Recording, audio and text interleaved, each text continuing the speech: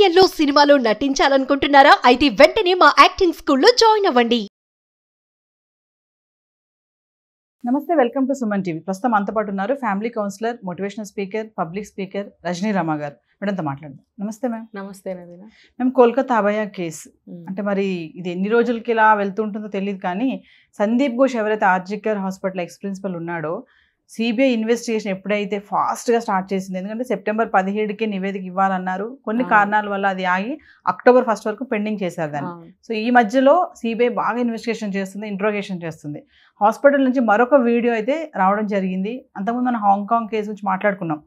సందీప్ ఘోష్ యొక్క మెంటాలిటీ అంటే అమ్మాయిలే కాదు, అబ్బాయిలతో ఇలానే ఉంటాడు. ఇంకా ఏంటంటే హిజ్రాస్తో కూడా. అంటే ఇదంతా దీన్ని ఎలా చూడొచ్చు అంటారు? అతని యొక్క మెంటాలిటీ అనేది అంటే ఎంజాయ్మెంట్ చేయాలి అంటే రకరకాల ఎంజాయ్మెంట్లో ఇదొక భాగం అంటారా? అంతే కదా. ఇప్పుడు వాడు చేస్తున్న నిర్వాకాలు అన్నీ ఒక ఎత్తు, చాలా చేస్తున్నాడు. అంటే అక్రమాలు కానీ, అవినీతి కానీ, ఇంకా ఏదైనా రకరకాలు ఉన్నాయి కదా వాడు చేసే స్కామ్లు. అంటే వీడు ఏమంటారంటే ఒక మనసు ఎట్లా ఉంటుందో ఆ పనులు అలా ఉంటాయి, ఆలోచన ఎలా ఉంటుందో వాడి యాటిట్యూడ్ ఎలా ఉంటుందో వాడి ప్రవర్తన, అంటే వాడు చేయాలనుకున్నది కూడా అలాగే ఉంటుంది. అంతే కదా, మైండ్ని బట్టి ఉంటుంది.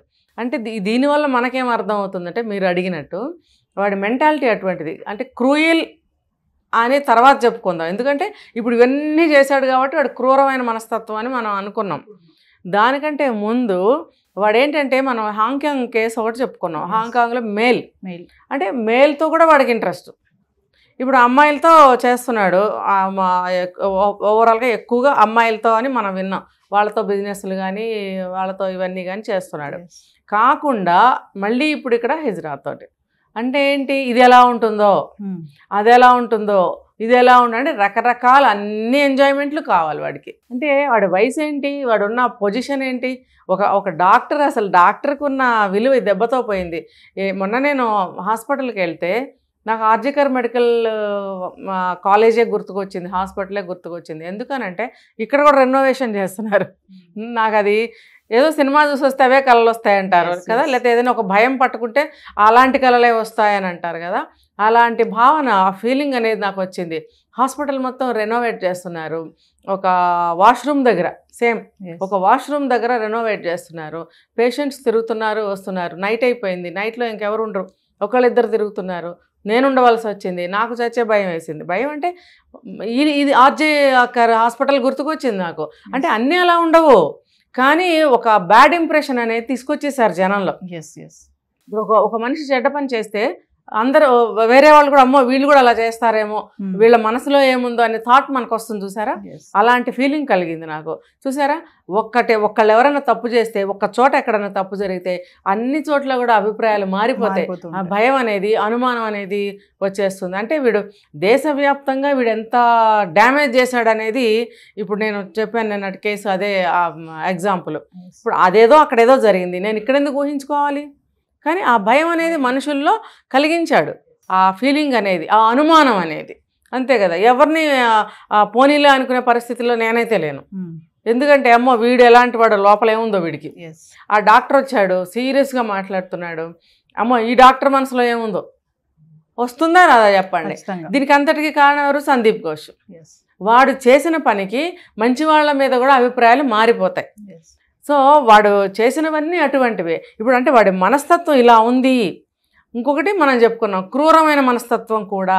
అంటే ప్రతీది టచ్ చేయాలి, ప్రతీది చూడాలి, ప్రతీది అనుభవించాలి, డబ్బంతా నాకే రావాలి, అక్రమాలు చేయాలి, అన్యాయాలు చేయాలి, విపరీతంగా డబ్బు సంపాదించాలి, అన్నీ అనుభవించేసేయాలి, నేను బయటికి రాకూడదు, నేను హ్యాపీగా ఉండాలి, అంటే అన్నీ నీకే కావాలి. అటువంటిప్పుడు వాడి మనస్తత్వాన్ని ఒకటే అని చెప్పగలుగుతామా?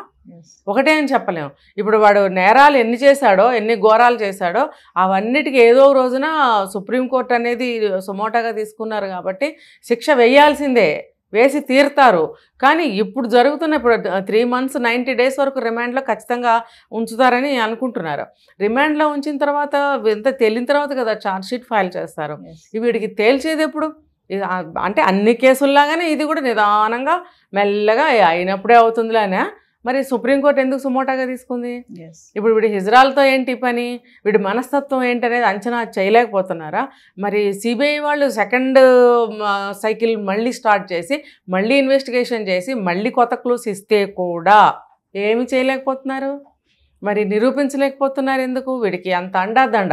ఈ ఎవరైతే ఫస్ట్ పోలీస్ ఆఫీసర్ ఉన్నాడో అతను అభిజిత్ మండల్, ఆ మండల్ అనే అతను ఎంత అన్నీ కూడా అరేంజ్ చేసి పారేశాడు కదా.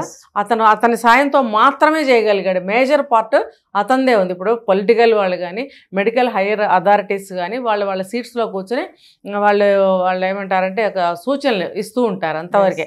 ఇలా చేయండి, ఇలా అయితే సరే మేము మిమ్మల్ని కాపాడుతాము, ఏం పర్వాలేదులే, ఆ డిపార్ట్మెంట్ నేను చూసుకుంటానులే అనేటువంటి భరోసా మాత్రమే ఇవ్వగలిగి ఉంటారు వాళ్ళ సీట్స్లో కూర్చొని. కానీ ఈ పోలీసు వాడు అభిజిత్ అనే అతను ఎవరైతే ఉన్నాడో అతను లైవ్గా అతనంతా హెల్ప్ చేశాడు. అతను హెల్ప్ లేనిదే ఇతను ఇదంతా కూడా ఈ సాక్ష్యాలు ఏవైతే ఉన్నాయో తారుమారు చేయటం, కానీ తారుమారు ఎక్కడ చేశాడంటే అసలు మొత్తం డిస్ట్రాయ్ చేశాడు, అరేంజ్ చేసేసాడు, డిస్ట్రాయ్ చేసి పారేశాడు. తారుమారు అయితే బాగానే ఉండేది, వాళ్ళని పట్టుకుని 4 తగిలిస్తే మళ్ళీ ఒరిజినాలిటీ వచ్చేది. కానీ ఇక్కడ తారుమారు కాదు, అన్నీ ఇరేజ్ చేసేసాడు. తర్వాత అసలు ఏమి నామరూపాలు లేకుండా చేసి పారేశాడు. అక్కడ ఫింగర్ ప్రింట్స్ కూడా దొరకకుండా మనుషుల్ని పిలిపించి అల్లరి చేసినట్టుగా, అదే వాళ్ళ అమ్మాయి తరఫున వాళ్ళు న్యాయం కోసం పోరాడుతున్న వాళ్ళలాగా పిలిపించి వాళ్ళన్నీ కొట్టించేసి చేయించేసి గందరగోళం చేసేసాడు. అదంతా న్యాచురల్గా ఉంటుందిలే అనుకున్నాడు. ఇప్పుడు చూడండి, వాడు ఎప్పటి నుంచో కానీ ఇది మనకు ఒకటి తెలిసింది, 2 నెలల ముందు నుంచే గొడవ జరుగుతుంది. ఇంకా చెప్పాలంటే 6 నెలల ముందు నుంచి ఆ అమ్మాయికి వీడికి కోల్డ్ వార్ జరుగుతుంది అని. అంటే గత 2-3 నెలల నుంచి వీడు ప్లాన్లో ఉన్నాడు, ఈ అమ్మాయిని ఏదో ఒకటి చేయాలి అన్నట్టు. అంటే మనకి సడన్గా తెలిసింది ప్రజలకి. కాబట్టి మనం కళ్ళు తెరిచే లోపలే ఆ అభిజిత్ అన్నతను శుభ్రంగా అన్ని డిస్ట్రాయ్ చేసేసి శుభ్రంగా క్లీన్గా కూర్చున్నారు. మరి ఈ కేసు త్వరగా తేల్చాలని పాపం ప్రజలందరూ ఎదురు చూస్తున్నారు. మనం కూడా రోజు ఆశిస్తున్నాం, మాట్లాడుతున్నాము. ఇది త్వరగా న్యాయం జరగాలని నాకు కూడా చాలా అభిలాషగా ఉంది. అయితే సిబిఐ కూడా మేడం చాలా అంటే లోతుగా వెళ్ళి ఇన్వెస్టిగేషన్ చేయడం అయితే చేస్తుంది. ఇంకా ఎక్కడి నుంచి ఎలాంటి పాయింట్స్ తీసుకురావాలి, ఎవరిని ఇన్వెస్టిగేషన్ చేస్తే ఎలాంటి క్లూ దొరుకుతుంది మనకి అనే నేపథ్యంలోనే ఇప్పుడు ఈ హిజ్రాస్తో కూడా వీడికి సాంగత్యం ఉంది అనే విషయం కూడా తెలిసింది. ఆ హిజ్రాస్ కూడా వెళ్ళి కంప్లైంట్ చెప్పారంట సిబిఐకి. ఇప్పుడు ఆ పదవిలో ఉన్నాడు ఒక డాక్టరు, వాడు కట్టలు విసిరేస్తూ ఉంటుంటాడు. మరి వాళ్ళకి కావాల్సింది అదే కదా. వాళ్ళు కూడా వాళ్ళకి కావాల్సింది డబ్బు ప్లస్ మగవాడి సాంగత్యం. కాబట్టి అంత పెద్ద డాక్టరు డబ్బులు విసిరేస్తున్నాడు, ఒక మేల్ కాబట్టి వీళ్ళు కూడా ఆనందంగా వెళ్తారు, వాళ్ళకి కావాల్సింది అదే కాబట్టి. వెళ్ళినప్పుడు మరి అక్కడ వాళ్ళు ఎందుకు లొంగారు అంటే కేవలం దానికోసమే లొంగారు. వీడు వాడుకున్నాడు అవసరం. ఏ ఇద్దరైనా ఒక పని చేశారు కలిసి అంటే అది అవసరమే. ఆ అవసరం ఉన్నంత వరకు వాళ్ళు నోరిప్పరం. ఇప్పుడంతా బయటకు వస్తున్నాయి. రేపొద్దున నన్ను తీగ లాగితే నేను బయటకు వస్తానేమో ముందే చెప్పేద్దాము, లేకపోతే ఎంతో కొంత వాళ్ళు సఫరింగ్ అయి ఉంటారు, వాళ్ళతో సఫర్ అయి ఉంటారు. సో ఇదే వంకగా వాళ్ళు కూడా వచ్చి వాళ్ళ తరఫు నుంచి ఒక ఎవిడెన్స్ ఇవ్వటం అనేది చాలా హర్షించదగ్గ విషయమే. వాళ్ళు కూడా ముందుకు వచ్చి ఇంకా ఏమన్నా ఉంటే వాడి వల్ల ఎవరైనా సఫర్ అయి ఉంటే వాళ్ళు కూడా వచ్చి అందరూ సాక్ష్యం ఇస్తే కూడా వాడికి ఇంకా ఉచ్చు ఇంకా బిగుస్తుంది. ఇంకా ఏంటంటే ఇన్ని సాక్ష్యాలు దొరికిన తర్వాత కూడా వీళ్ళేంటి అవి దొరికాయంట, ఇవి దొరికాయంట, ఇలా అంట, అలా అంటాలు పక్కన పెడితే అది చేశారా భయ్, నువ్వు అది ఎందుకు బయటకు లాగలేకపోతున్నప్పుడు ఒక చెత్త తీసుకుని వెళ్ళే అతను ఉన్నాడు. ఆయన వెయిట్ ఇంత తీసుకెళ్తాము 7 to 15 kgs ఈ బాడీకి సంబంధించిన పార్ట్సే మూటలు కట్టి పడేస్తే మేము తీసుకెళ్తాము అని చెప్పినప్పుడు అసలు అది ఎందుకు బయటకు వచ్చినాయి? అసలు అలాంటి పార్ట్స్ బయటికి రావాల్సిన అవసరం ఏంటి?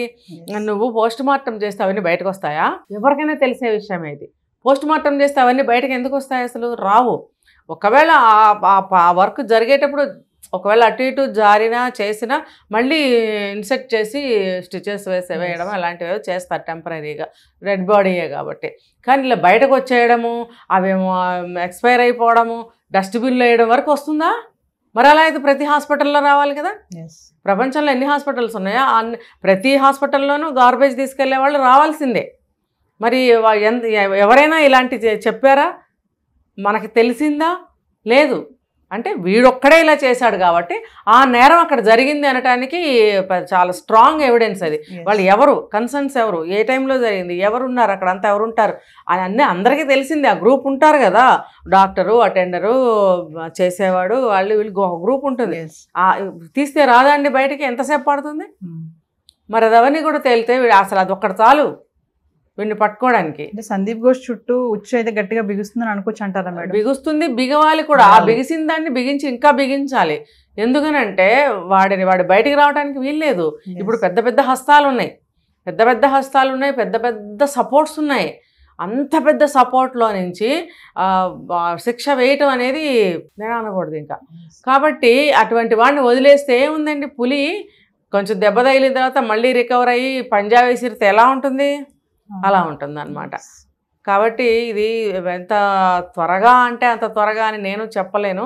ఎందుకంటే వాళ్ళు కూడా లాగుతూనే ఉంటారు వాళ్ళకి కావాల్సినంత టైం వరకు ఇన్వెస్టిగేషన్లో. అది ఎప్పటికీ తేలేనో ఏమిటో మనకి తెలీదు. ప్రజలందరూ అయితే చాలా వెయిట్ చేస్తున్నారు, జస్టిస్ కోసం అయితే ఎదురు చూస్తున్నారు మేడం. Thank you.